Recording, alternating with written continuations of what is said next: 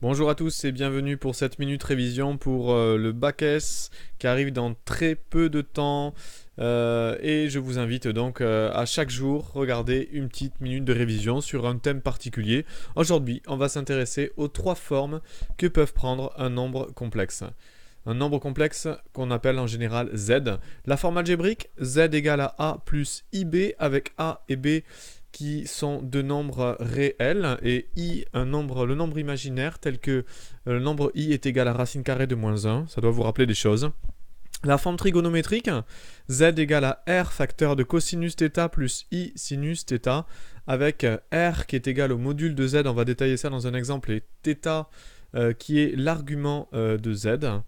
Et la forme exponentielle qui ressemble pas mal à la forme trigonométrique. En fait, il y a un lien entre les deux, évidemment, puisque la forme exponentielle, c'est z égale à r, e, iθ, r exponentielle de iθ, avec r qui est toujours le module et θ l'argument. Donc je vous montre un petit peu sur deux exemples comment on procède, par exemple, pour retrouver, dans un premier cas, la forme algébrique d'un nombre complexe. Z égale ici à 1 plus i sur 2 moins i. Comment on fait? On a du nombre imaginaire en haut, on a du nombre imaginaire en bas. On n'a pas la forme a plus ib. On veut la forme a plus ib? Ok, eh ben on n'a plus qu'à multiplier par le conjugué ici. Alors multiplions par la quantité conjuguée du dénominateur.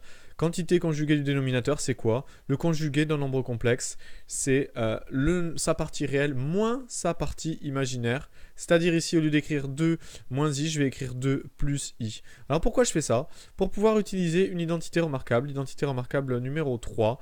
A moins b facteur de a plus b, c'est égal à a carré moins b carré. Ici, vous remarquez a moins b, a plus b. Alors ça nous fait donc, si on regarde un petit peu, l'identité remarquable, on a dit donc 2 au carré moins i au carré. Je vous le détaille pour cette fois. Ensuite, on a en haut 1 plus i, double distributivité à faire avec 2 plus i. Alors, qu'est-ce qui se passe ici? Si je regarde un petit peu, l'idée c'est que le nombre i est tel que le carré est égal à moins 1. Donc, on a 2 au carré qui fait 4, moins 1, ça fait 5. Et en haut, double distributivité, regardez, on va faire 2 fois 1, 2, et on va faire i fois i, qui fait moins 1. Donc 2 moins 1, ça nous fait 1. Ensuite, on a la partie imaginaire qu'on va obtenir en faisant i fois 2, qui fait 2i, et i fois 1, qui fait i, 2i plus i, 3i. Résultat des courses, on a notre forme algébrique qui s'écrit comme 1 sur 5, qui est notre partie réelle, plus 3 cinquièmes de i, 3 cinquièmes étant la partie imaginaire. Donc l'astuce, c'est quoi? Quand vous avez une forme comme ça, et c'est une question qui peut arriver souvent au bac, vous multipliez par la quantité conjuguée, ce faisant, vous éliminez le i du dénominateur, et vous vous retrouvez avec la forme algébrique. Deuxième exemple, où cette fois, on va passer de la forme algébrique à la forme trigonométrique, parce que c'est souvent le cas. Souvent, on vous demandera de passer d'une forme à l'autre. Alors comment je fais? Eh bien, je dois calculer mon module. Alors le module de z, pour commencer, alors qu'est-ce que c'est que le module? C'est tout simplement la racine carrée de la partie réelle au carré et la partie imaginaire au carré. La partie réelle, c'est quoi? C'est 1 demi, puisqu'on a 1 sur 2. 1 demi au carré. La partie imaginaire, c'est ce qu'il y a, le coefficient qu'il y a devant le i. Qu'est-ce qu'il y a? C'est la même chose. C'est ici aussi 1 sur 2, 1 demi. Je mets ça au carré. J'ai donc 2 fois 1 demi au carré. 1 demi au carré, c'est 1 quart. J'ai 2 fois 1 quart. 2 fois 1 quart, ça fait 1 demi. J'ai donc la racine de 1 demi. Mais la racine de 1 demi, c'est la racine de 1 sur racine de 2. Et je peux voir ça comme 1 sur racine de 2. Et plus souvent, vous verrez ça, souvent on enlève la racine de 2 au dénominateur en multipliant par racine de 2. Et si je multiplie en haut et en bas par racine de 2, j'obtiens racine de 2 sur 2. Et souvent, vous le verrez écrit sous cette forme. Voilà votre module. Ça nous a fait aussi un petit rappel pour retrouver le module. Pour retrouver l'argument maintenant de z qui est égal au θ, l'argument de z qui est égal à notre angle θ, qu'est-ce que c'est? Il faut résoudre un petit système. Le petit système, c'est le cosinus de θ qui est égal à la partie réelle sur le module. La partie réelle, c'est 1 demi. Sur notre module, racine de 2 sur 2, on a dit. Et de l'autre côté, on a la même chose avec sinus de θ, qui est la partie imaginaire. Alors, pour pas que les écritures se chevauchent, je vais écrire un peu petit, ici 1/2 sur racine de 2 sur 2. Notre module toujours. Simplifions ici. 1/2 racine de 2 sur 2. Bah, ça fait 1 sur racine de 2. 1 sur racine de 2, ou, on l'a vu, racine de 2 sur 2. J'ai exactement la même chose en bas. Je peux écrire directement racine de 2 sur 2.